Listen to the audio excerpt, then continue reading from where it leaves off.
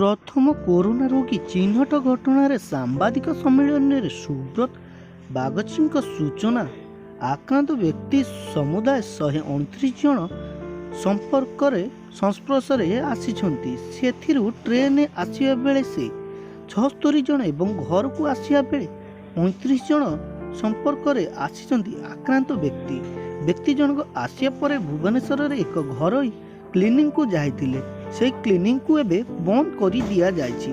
Doctor एवं फार्मासिटिक isolation रे वर्तमान तांकु रखा जाइछि। एबे संपृक्त व्यक्ति जनक 6 तारिख रे इटाली रे दिल्ली फेरिथिले। दिल्ली रे किछि दिन तांकु मेडिकल चेकअप पई रखा जाइथिला। या परे तांकु 12 तारिख रे ट्रेन जोगे भुवनेश्वर पठै दिया जाइथिला। तेबे 13 तारिख रे तांकु थंडा ज्वर न छाड़बार से कैपिटल हॉस्पिटल को आसीथिले। सेथिबें तांको नमूना पॉजिटिव आसीथिबार जणा पड़िथिला।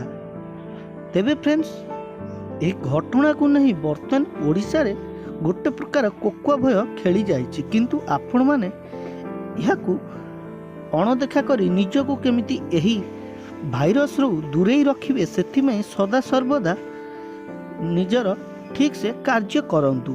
आपण बाहर को जीवा समय मुहरे मास्क लगांतु एवं बाहर घर आसिया समय सब बेले साबुन किंबा विभिन्न प्रकार जिनिस निजर हाथ को सफा रखंतु एवं जनगहली स्थान को केबे मध्य जातु नाही। एवं जो मिछ फेक वीडियो सब भाइराल करा जाउछि ए सब मिछ जिनिस रु सदा सर्वदा दूरे रुहंतु। वीडियोटी जदि आपण मानकु भल लागिथिबो वीडियोटी को लाइक करिया सहित आपण फ्रेंड्स शेयर करी निश्चिंत भावे जणातु। Thank you.